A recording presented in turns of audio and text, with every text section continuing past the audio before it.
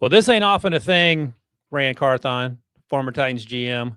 I'm Ryan Wilson, but we're doing a With the First Pick Emergency podcast because we spent a lot of time the last few weeks talking about Micah Parsons and Jerry Jones and their relationship and how everybody has a price. Micah Parsons has been traded, and I read it when producer Stryker sent it to us, and I had to make sure that it wasn't a fake Twitter account.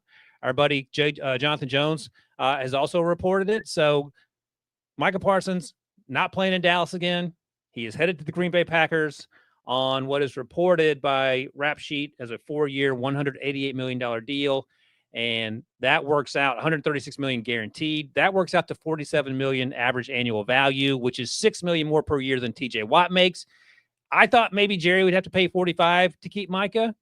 What are your initial reaction? Because I actually am shocked. This is one of the few shocking things that Jerry Jones has allowed me to sort of endure. Well, I like you, I just immediately looked, and when Stryker sent it, I was like, wait a minute, this could be a totally fake page, because I've had someone send me something on another transaction. So I made sure that it was the proper page. And then I saw the tag that said emergency pod ? And so I was like, oh, okay, like this is serious. So as I was walking to my room, I was getting my thoughts together. And the first thing I thought about was, is this Jerry Jones's Herschel Walker trade? Right. And is this the one trade that he feels like we can do without this player and get the type of compensation that will allow us to build a full football team? Because let's be real, like this Micah Parsons deal, like you said, is the highest paid non-quarterback deal in the history of the game, highest paid defensive player ever. And Dak is already the highest paid. I think Dak is the highest paid in the league, particularly at his position. $60 million. So now you have Micah sitting up there, and you're paying CD Lamb handsomely. And so this really hamstrings you from the standpoint of being able to pay other players. And so now with this move, Jerry gets draft compensation, which I'm sure we'll see come out here shortly. I think it's being reported that at least 2 first-round picks are involved. So now Dallas will enter with 2 first-round picks in each of the next 2 draft classes. And they have drafted well. We've talked about that on previous pods, that they've drafted well. So shocking, yes, but Micah Parsons said it. He was like, I don't want to play in Dallas anymore. And we talked about it again on this pod, where it was like we felt like his heels were dug in. And although I said everyone has a price, hey, man, Micah stuck to his principles and got what he, wanted to get done. So, shout out to David Mulugeta and Andre Odom at Athletes First for getting the deal done. And the fact that you were able to get a trade executed and a deal done all in this short time frame goes to show you that they had a structure in place in which they wanted to work within, but then it shows you what can happen when the agent and the club are both motivated to get a deal done. So a couple things. Jonathan Jones reports that another player could be involved in this trade going from Green Bay to Dallas, and we'll see the full details as the hours and days unfold. Rap Sheet NFL Network reports that the Packers have quietly worked with Dallas on a deal for Micah for the last several days, agreeing to terms 2 days ago. We saw a report that the Packers were among the teams, or maybe the team, interested in trading for Micah, and it's happened. So the number is crazy, and that is 47 a year, given that 41 is what TJ Watt just signed last month. I'm blown away. Like I told you, I'm actually shocked because Jerry talks a lot because Jerry likes attention, and Jerry knows what he's doing in terms of manipulating the media to get what he wants. Do you think because of what you just talked about with all the money, salary cap-wise, devoted to your quarterback, devoted to your number one receiver, that you came to the conclusion that you could not pay a 25-year-old, one of the best edge rushers on the planet, what he wanted, and in your mind, 2 first-round picks in a player makes more sense? And the follow-up to that is that even fair compensation if those first-round picks ended up being between picks 20 and 30 the next 2 years? So to answer the first part of your question, again, to me, this just says that his heels were dug in, right? And that Michael was standing on what he said and that he did not want to return to the Dallas Cowboys, and that they had reached an impasse that Micah didn't feel was that they'll ever be able to come back from. And so that kind of, again, that's Micah standing on his principles. And typically in these deals, and we talked about it, typically in these deals, the player always blinks. We saw it with Shamar Stewart. He had his heels dug in on the language, and then he blinked, and he took $500,000 more in a signing bonus, and the language didn't change, and so he blinked and he went in. But Micah didn't blink. So shout out to Micah for that. But the other part, the compensation part, this Packers team was a team that's expected to compete and give the Lions the run for their money for the division championship and obviously make the playoffs and make some noise and make a push. Adding Micah Parsons to this defense now really puts them in that category that they now have the capability of being able to get pressure with their front four, playing coverage behind it. And I was also thinking about this. Defensive coordinator Jeff Hafley is the happiest person in the league right now. Hey, can I throw a monkey wrench in there because I have more details? Stryker and let's go. That rap sheet says the 2 first-rounders and Kenny Clark, defensive tackle, longtime Green Bay Packer, is going to Dallas. So they had Devontae White, the former first-round pick, Lucas Van Ness, the former first-round pick, who hasn't quite met their expectations. We know what Rashawn Gary can do. He had the ACL a few years ago. I would imagine Jeff Hafley's still excited because you're getting Micah Parsons, but you are losing a veteran presence and a really good football player in Kenny Clark in the middle of that defensive line. Yeah, now this is a big pickup. Now I get it. Kenny Clark is aging, so that is what it is. But this position is a need for Dallas. Now, it's not quite a apples to apples type of comparison for him and Micah, but from a leadership standpoint, I know Kenny Clark can come in and help contribute. But I still think the Packers won this because they got a young edge rusher that they can build with moving forward. Like you said, he's 25 years old. He's ranks in the top 4 of sacks over the course of the first 4 years of their career, along with another guy that had pass rushed for Green Bay before. I think Reggie White is number 1 all time, possibly. Right. This is a great pickup for them. And like I said, Jeff Hafley is the happiest person on earth right now as the defensive coordinator.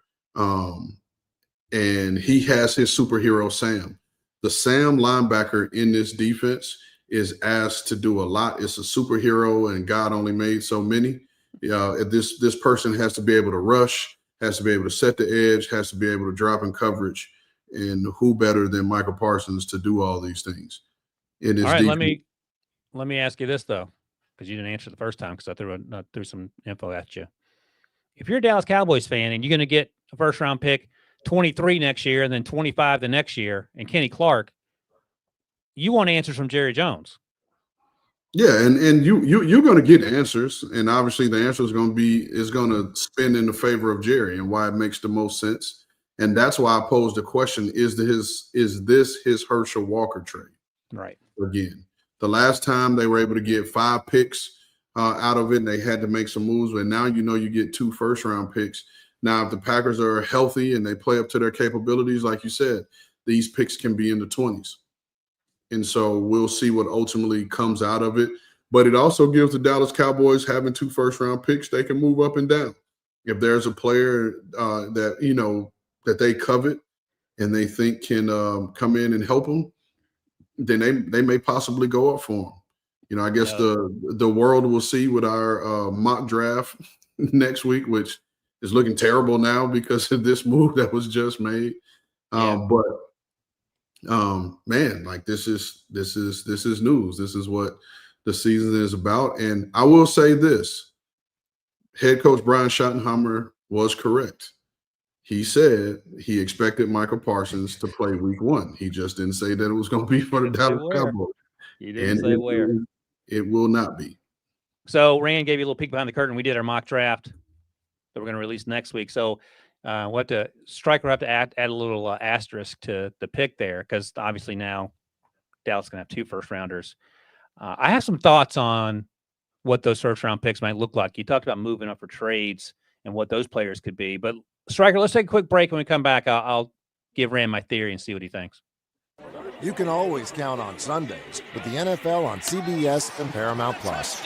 So even if you can't count on accurate expiration dates, that is a rookie mistake, or people appreciating your fashion sense, Jim, the crowd is not on board here. you can always count on Sundays with the NFL on CBS, streaming on Paramount Plus. Glad we wear our good jerseys. Yeah. All right, Rand. I know the bosses want you for something else, but we'll see how I'll let Stryker sort that out as we continue this conversation. So Stryker gives me this note. Green Bay and Dallas play in week 4 on Sunday Night Football in Dallas.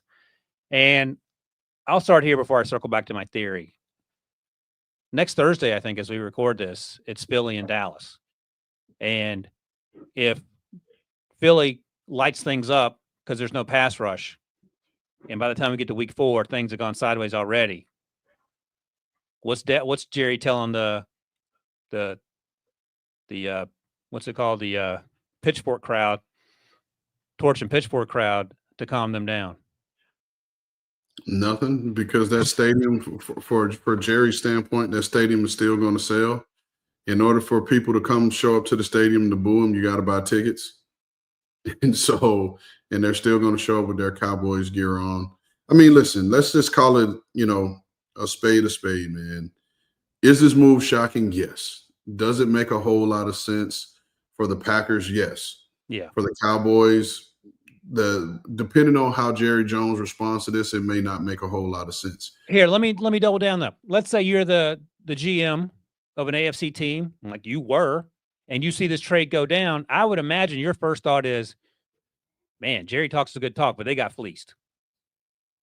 Yeah, and like you said, typically you don't want these players in your division, let alone in the conference. Right. And so you try to get them out, but at the same time, man, I get the feel, because we got the report a day or so ago that the Packers were interested, and so GM Brian Gutekunst just went all in, and this is his one. I mean, you got to think about it. The way the Packers are structured, they have a new president in Ed Policy who's running things now, and not Mark Murphy. And Ed Policy was a part of this process too, to get this deal done and executed from a standpoint. I'm sure Goody was in.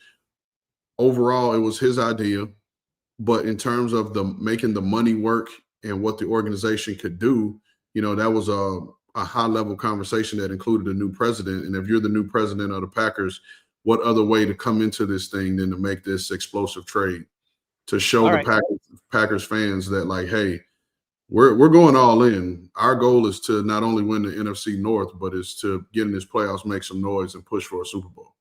I can't envision there's a Packers fan anywhere on planet Earth that is upset by this trade and the details that are within it. I would imagine there's not a Cowboys fan, other than those that were probably already angry at Micah for not honoring his contract and those conversations that they like to have, that are happy about this trade. So we covered the draft here in addition to the NFL, and I'm going to throw some names at you as potential 2 first-round picks in 2026, in addition to Kenny Clark. And you tell me where it equalizes in terms of being worth. It doesn't. I'll save you some time, some energy, and your breath. You're gonna need it in your daily game with your son playing pickleball. So I'm gonna help you save a couple breaths. It's just not going to stack up.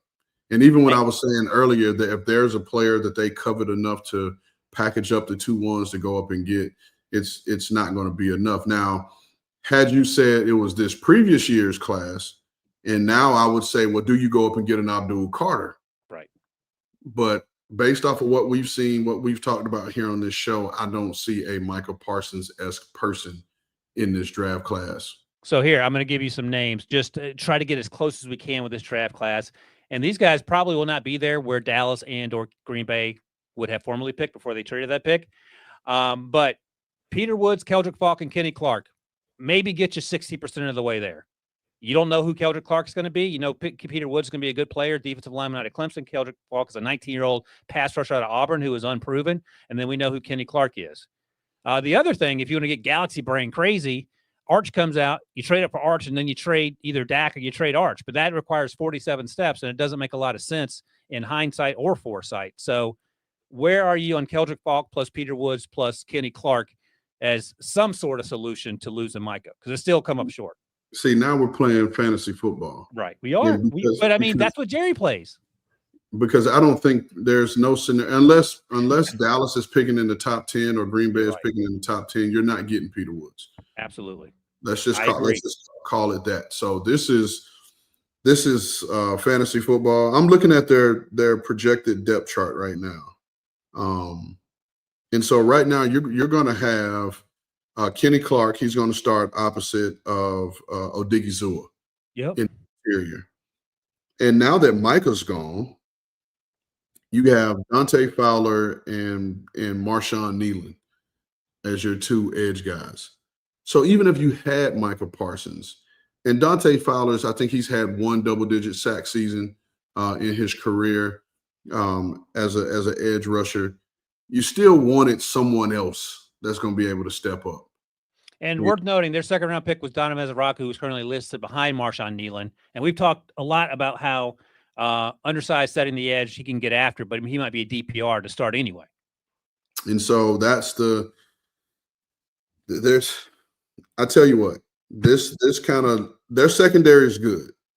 They have a really good secondary, and this year they're going to have to be good because they're going to have to cover people for longer because they might not be able to get after the quarterback. And they're going to have to be healthy. Trevon Diggs has struggled to stay healthy recently. By the way, just to circle back, Dante Fowler had 11.5 sacks in 2019. He did have 10.5 last year for Washington, but those are it in a career that started in 2016. He's year 31 right now. So he's got to have another career year. And so now the pressure's on him. You know, his job would have been made a little bit easier had he had Micah opposite of him, because you're going to slide the protection to Micah and he would face more one-on-one opportunities. But now, you know, you can slide one way, chip the other way. And now, you know, one of those guys in the middle, whether it's Solomon Thomas, you know, Odigizua or Kenny Clark. And I don't know that Kenny Clark has ever had a double-digit sack season. Now, he's a monster in the middle. He is a Pro Bowl caliber player. Right. But he affects the game in the run game, creating TFLs, creating disruption. I don't know that he's ever been a double-digit sack guy or what his single highest, you know, year total is. Career high 7.5 sacks in 2023. Can you say that again? Career high 7.5 sacks in 2023 for Kenny Clark. Well, there you go. And of course, they have Mozzie Smith on the roster, who's now back up, the former first-round pick, who we're still waiting to start clicking as well. So go ahead. Sorry. Yeah, so I'm just saying about this graphic that we've talked about earlier. You know, it's I mean, Micah's a bad boy. I think we all know that. And let me say quickly, if people are listening, this is a graphic that we've talked about a lot. Striker just flashed it. Most sacks in the first 4 seasons. Reggie White at 70, Derek Thomas at 58, J.J. White at 57, DeMarcus Ware at 53.5, and Micah at 52.5. Only players in NFL history with 12-plus sacks in each of their first 4 seasons. So, as Rand, as you were noting, he is a dude among dudes, and he and Jerry just never got on the same page. Yeah, and then which is so unfortunate. What do you think new coordinator Matt Eberflus and even Brian Schottenheimer, in their candid moments behind closed doors, you think they're cursing up and down a blue streak because this is the best player on the team, or at least one of the best players? Oh yeah, they're definitely cursing to the high heavens, but as far away from the star as possible, right? Right? Because I'm sure everything that's said in that building, Jerry can hear or Steven can hear. Hey, Striker, let's throw up the mock draft that you mentioned just to see what picks we had when we made these selections yesterday for the Cowboys and the Packers and see how we can feel about it. So the Cowboys picked at 15. I had them taking Connor Lew. That's got to change. What's that? I say you actually had both of these. You made both of these picks. Oh, yeah. Now, the Packers don't have that pick, and the Cowboys aren't going to take Denzel Boston. So are you trading 15 and 27? And these are just reverse Super Bowl odds. So this is where these respective teams are expected to win, to play Super Bowl-wise in reverse order. Let's say, can you trade 27 and 15 to get up and get a Peter Woods or a Keldrick Falk? And is it even worth it? Because you're still getting 25% of Micah. Yeah, I mean, here's my thing with the Dallas pick, right? And we're saying Keldrick Falk. But no matter how you view Keldrick Falk, he's not Micah Parsons. Right. And Peter Woods, yeah, you're going to add a dynamic interior rusher or interior player. But even Peter Woods is not Micah Parsons. Right. Because we're talking about Peter Woods as a talented dude, and we feel like he's got top 5 talent. But Peter Woods still has to transition to the National Football League and produce. Micah Parsons has already done it. And so it's a proven commodity. So it's one of those deals, man, where you're just going to have to weigh the whole picture and see what's available to you, because we're looking at it here, and we have one true edge guy going ahead of this reverse Super Bowl odds order with the Dallas Cowboys at 15, and that's TJ Parker. Yep. So and again, if he were in last year's class, he'd be, off the top of my head, he'd certainly be after Abdul. Who I got to think about who won the first round last year, but I don't think he would have been a top 10 pick. I'll check real quick because my brain's on Micah Parsons mode here. But here's what I'll tell you, and the other piece I want to talk about with this move: what message is this sending to the locker room? Right. So quickly, Jalen Walker, Shamar Stewart, James Pierce, all those guys went ahead. I think we'll go ahead of TJ. Now, I would take TJ Parker ahead of Shamar Stewart. Okay. But anyway, continue. I just want to circle back on that. So you're right. So if you're coming into the work today or tomorrow, because you've already heard the news. Well, I'm telling you now, most of these guys are off. Okay. And they're off. They're in, LA, Miami, New York, wherever they go, maybe back home to their hometown to get their last, bit of peace of mind before the season starts. And if you're any of these Dallas Cowboy players, like the group chat is going crazy right now. The group chat is going crazy. The D-line room, linebacker room, whatever room Micah sits in, it's really going crazy. And so I'm sure there's a lot of WTFs that's being sent, the big eye emojis. I'm sure all these things are being sent. So yeah, and this is going to send these people in disarray for over this weekend. Because I'm sure Eberflus is creating a game plan that involved Micah and being able to move Micah around and get him some looks, and now he's not there. So frustrating. Hey, Stryker, can you throw the schedule up again? I think you threw it up. I just want to sort of walk through this thing after our post-Philadelphia Eagles week 1, Thursday night. Then you're at the Giants. So, the Giants feel like a win, but that defense is nasty as well. You're at the Bears. That's going to be a tough game. Then you play the Packers in Dallas, week 4, Sunday Night Football. That might be the most watched game of the year to that point. At the Jets, at the Panthers. So the schedule isn't brutal. Like if you come out of that with wins over the Giants, Jets, and Panthers through week 6, you're sitting at 3-3, and maybe you're okay, and you can sort of regroup, and you know what the defense looks like at that point. That said, you could very easily be 4-2 or 5-1 if you got Mike out there wreaking havoc.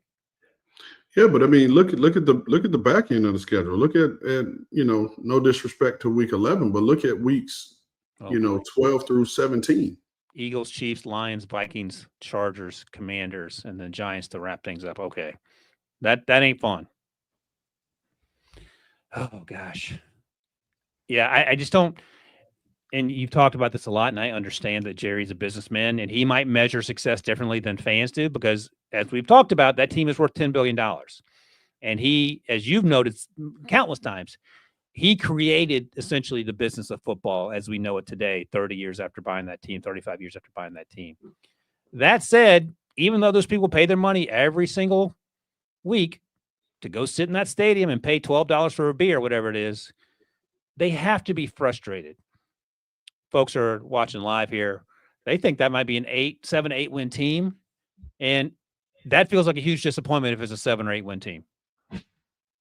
So, for the fans and Jeff, your comment just popped up 7 and 9.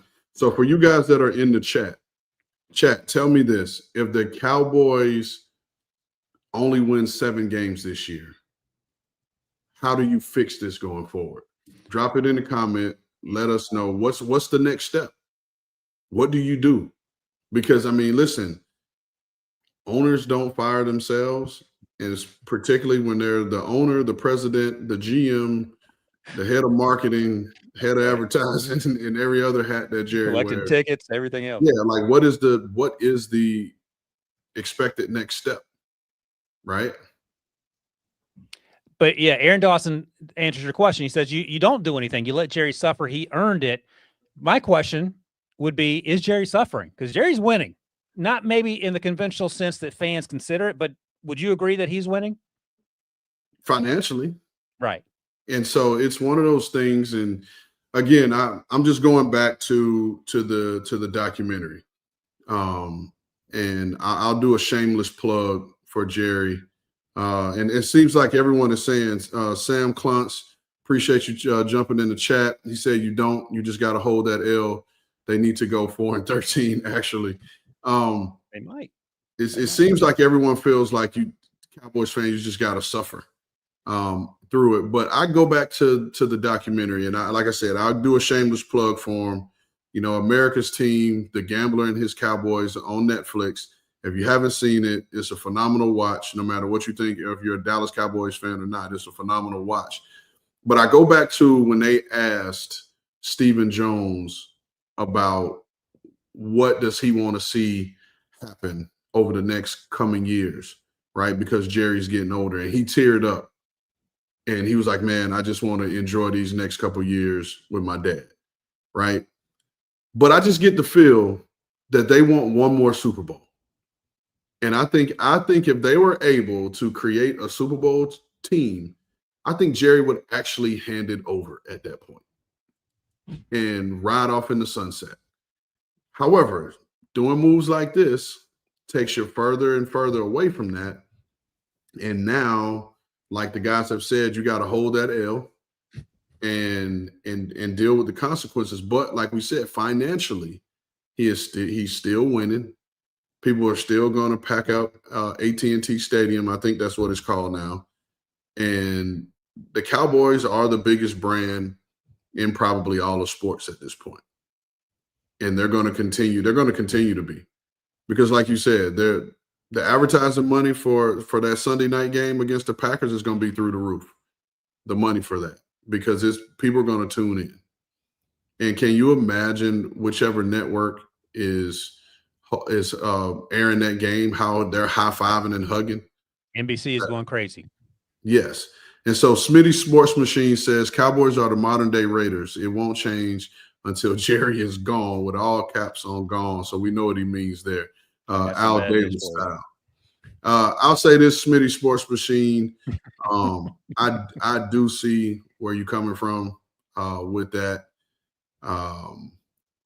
But man, it's this is what the game is about, man. Creating these conversations and being able to have these conversations, because this is just everyone right now, even us, Ryan, we're acting on emotion. And let me give him a peek behind the curtain, because as you know, because you've been in the league for 2 decades, when these things happen and you're not involved in it directly, it's like the high school cafeteria. Like, you got buddies texting you saying, "Can you believe this is happening as well?" Correct? Oh, like I'm looking at stuff now because between our folks on HQ texting and this phone just jumping, and about everyone's giving their comment. People that I know for sure aren't Cowboys fans. And honestly, man, I would love to know what my really good friend / family member, Master Tesfastian, is thinking. There's no bigger Cowboys fan than him. My family has planned trips around whenever the team I'm involved with plays the Cowboys, because we know, even though we allow him to stay in our home, we know he's coming. And he leaves every time disappointed. So I know he's in Germany covering some soccer stuff right now. So if you see this, Master, shout out to you. But I know he is losing his mind right now. And if we weren't doing something right now for work, I'm pretty sure my kids don't know, my sons in particular, just to get their natural raw reaction. I might just call them in here go for it. Hold on. I'm gonna put you on mute so I don't yell in your ear. Me and Striker will talk for a second. Oh my gosh. Yeah, we'll talk about the Packers in a second after after we get Rand's reaction from his 2 8 and 7-year-old. See what they think. So this will be fun here. So if you're listening, Rand's calling his kids into the room. Oh, here we go. On YouTube, read the bottom of the screen right now. Hey, Reese and Roman, what is up? We knew that. Cowboys trade Micah Parsons to Packers. Okay, so what is your thoughts? I think that's crazy. Insane. Because I saw Micah wanted to trade. So Yeah. So who do you think won this trade, the Cowboys or the Packers? Packers. For They sure. know. Yes, for sure. Okay. They know. Thank you guys for your services. Yep. Thank you, guys. Mr. Ryan will send you a check here shortly. That's right. I got you. But Keep doing your flag football thing, guys. Get bye. So See, apparently Rand? they knew. Even the 7 and 8-year-olds who just got out of school already knew that Micah Parsons. That's how big the news is. I think it's hysterical that they weren't even shocked because they know how Jerry is. They're like, "Oh yeah, Jerry." Hey, let me ask you this before we get out of here because they got other people wanting us to do other stuff at the company here. We should talk about the Packers a little bit, and you touched on it.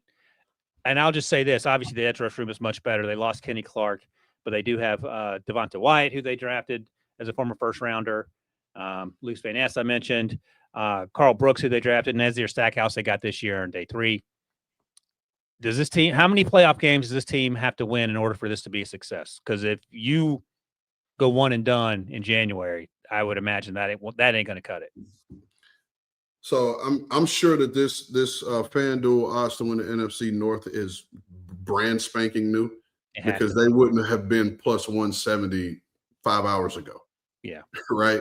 But to answer your question, and I'm looking at this lineup, like you said, you have Rashawn Gary, Carl Brooks, Devontae Wyatt, and this depth chart I'm looking at right now has Micah Parsons penciled in as one of the starting defensive ends. However, I still think Lucas Van Ness will start at defensive end, and then they'll play Micah Parsons at Sam linebacker with Quay Walker and Edgerrin Cooper. Okay. Now, he'll be replacing Isaiah McDuffie, who's played pretty well in that role. But like I said, in this defense in particular, because this is Jeff Hafley. Jeff Hafley, I worked with in San Francisco under Robert Saleh. So it's the same defense. It's a wide 9, get after it, style of defense. And so what I think is going to happen, because again, that the Sam linebacker in this defense is a superhero. You got to be able to rush the passer. You got to be able to drop in coverage, and you got to be able to set the edge. And so, I mean, you think about, and I've talked about this on a previous show. We're talking about Khalil Mack is one of those type of guys. Von Miller has played in a similar style defense and has been that type of guy. But beyond that, you're mixing and matching, and then you go sub, right? Because we talk about it all the time on this show that defenses 60% are playing their sub defense, so some form of nickel, some form of dime. And then now you got with their hand in the dirt, you have Rashawn Gary on one end, you got Micah Parsons on the other. You can kick Lucas Van Ness inside, and then now you can play some form of whether it's Devontae Wyatt, Carl Brooks, Warren Brinson, JJ Ingambari. He'll factor in the rotation in there as well. And man, like this is shaping up. You still got Xavier McKinney on the back end, who was amongst the league leaders in interceptions last year. You got Keyshawn Nix in that corner, Nate Hobbs, who's kind of dealing with some injuries and stuff. But this defense is now set up because all you got to do is add a pass rusher. What does BMAC say? Make it hot so we can squat.